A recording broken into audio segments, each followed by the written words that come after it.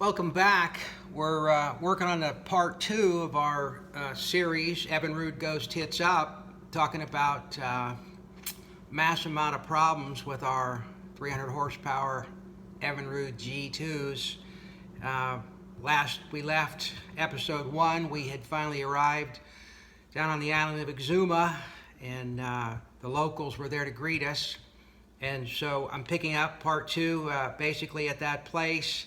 I was down there for what was going to be 2 weeks, and so safe at last on the shore. Now the real story unfolds about just how technologically advanced these motors really are. I had rented a house on the beach for 2 weeks, anticipating the arrival of my family and friends. We were going to enjoy, of course, a new boat, and instead I just canceled the friends part, knowing full well that it could take quite some time to finally solve the many unfolding mysteries at hand. What we had imagined was just water in the gas or a spark plug issue had now taken on a whole new complexity with our abrupt, complete loss of power just south of Staniel Key. We realized, I've got computers, I've got software, I've got sensors, and I've got an ocean full of salt water. What the hell could possibly go wrong? So I did the easy part first. My son got there. I had him bring some spark plugs and 2 more Raycor filters on his flight, and started in on that first. I even called Raycor and spoke to them, spoke to a tech about the possibility of the water situation, and he told us what we already knew. He said that 2 filters is better than 1. Okay, we'll move on from there. Removing the cowling from a new motor is discouraging at best.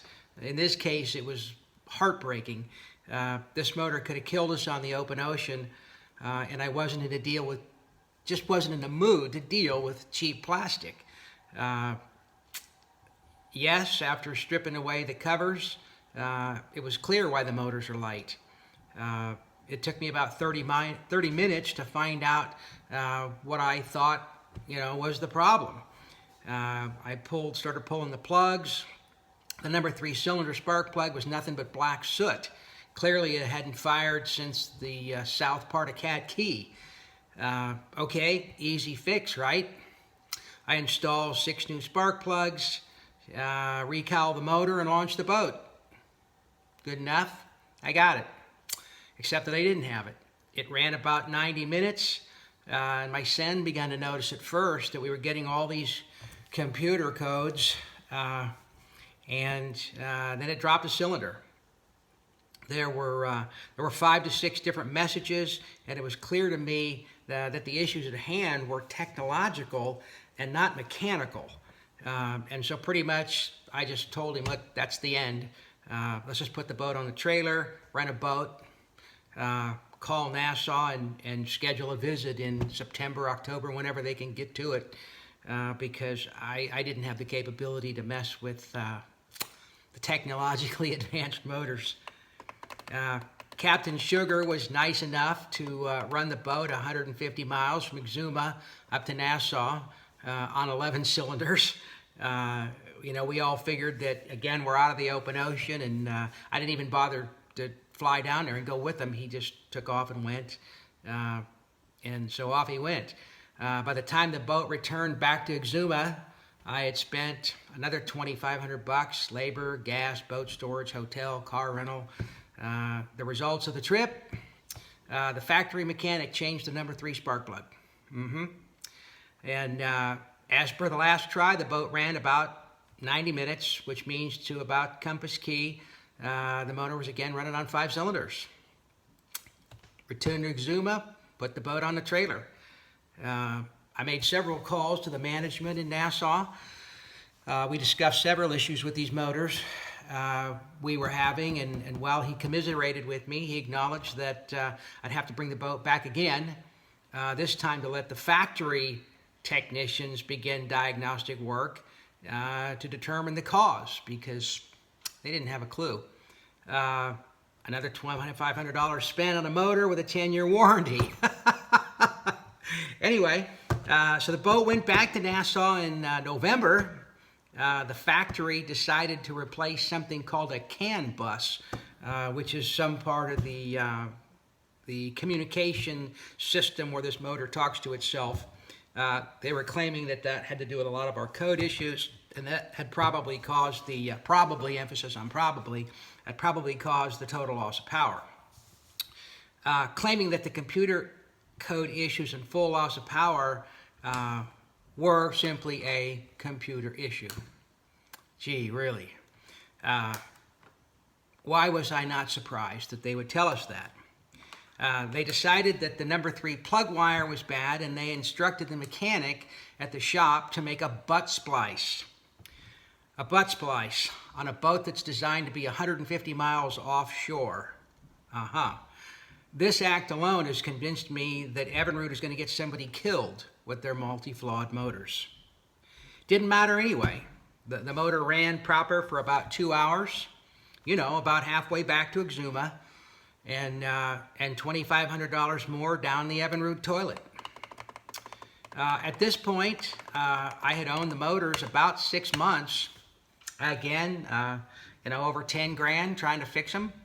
I've been without the use of my boat, wasted countless hours on phone calls, but I am becoming an expert about these motors. There's no question about it. I'm also becoming an expert on how Evinrude operates its business.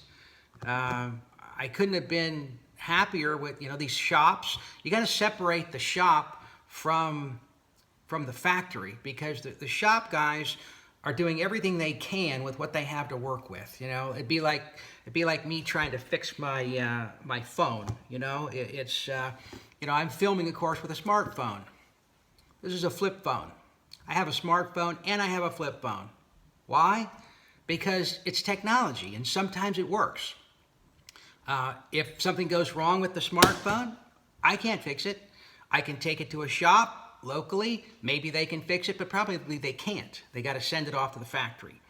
So anyway, I'm moving on about looking at the dealers in contrast to the factory. I came away from my Nassau experience with the following knowledge extracted through conversation with their management, with their mechanics.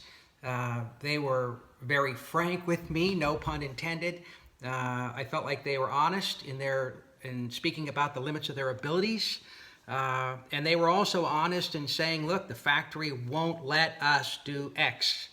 And so, you know, many things could have been addressed in Nassau that finally this week got addressed in Florida. Again, I in later episodes here, I point out directly the behavior of people that work for the factory versus the local shops. It's not pretty. It's a definite difference.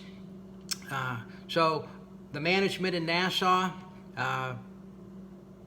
came right out and said what I've been thinking all along, is that these motors are so technologically advanced that even Evinrude can't fix them. They're struggling every time they get one of these type things. They start scratching their head just like everybody else and start down a process. They admitted, the people I was talking to in Nassau, again, very frank conversation. I took these guys to lunch. I asked them, you know, how long do you think it'll take? And he said, probably 10 years before the support for these motors was reliable and consistent. They would know enough about them. They would have had enough problems. They would have changed enough of the software. You know that story, the old software update. He admitted he couldn't fix them, and that there were several recall issues that needed to be replaced by an Evinrude shop immediately. There were muffler issues. There were reed valve issues. Perhaps the one aspect that, you know, this guy possibly saved my life. He warned me not to try to return the boat via my original path, you know, taking it back across the ocean. He said, because these motors have reed valve issues. And he looked me right in the eye, and I learned later in Florida that that was code for about to blow up at sea. Stay tuned for a later edition. I'll get into the whole reed valve thing, but he had information They were having problems, and guy may have saved my life.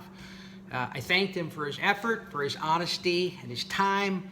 And I contacted, after the meeting, I went to the last stop in the loop, namely my attorney. 7 months, all this money, warranties, lemon laws.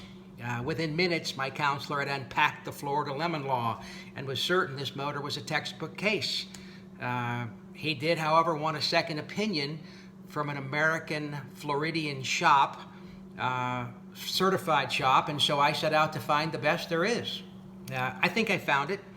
I'll be speaking with them at the boat show on Thursday. I spoke to virtually every Evinrude shop in Florida over the period of 2 weeks, and made a bunch of friends, laughed a lot, and of course I learned a bunch. And each time I learned the same thing, that is that one shop can't snoop on another, and that these are private little deals. And if I had a problem with my motor and I gave it to one shop A, and they replaced a spark plug, and I went to shop B couldn't look and see that shop A changed the spark plug. Segmentation, they got everybody not knowing what the other guy's doing. Nobody can connect the dots unless they spend the time to go dealer to dealer. The funniest episode, and I still laugh when I think about this, happened when I was speaking to a woman in customer service. She already knew my story. Oh my God.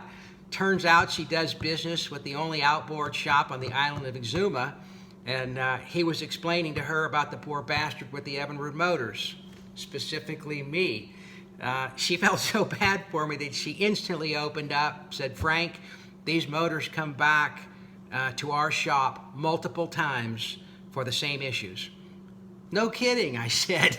I laughed, and she laughed, and while she was truly very helpful, she wasn't excited about taking on the challenge of trying to fix another Evinrude motor. She was, however, interested in helping me to get to someone in Evinrude about the actual warranty. Laughable, right? What warranty? I haven't heard from a soul. You couldn't prove to me that there's a warranty. Anyway, that ends part 2. It only gets better as we go, folks. We haven't touched any of the technical stuff yet. Just really the relationships with people, and nobody wants to work on them. That's pretty clear. I'll see you on part 3, and everybody have a great day. Thanks for watching.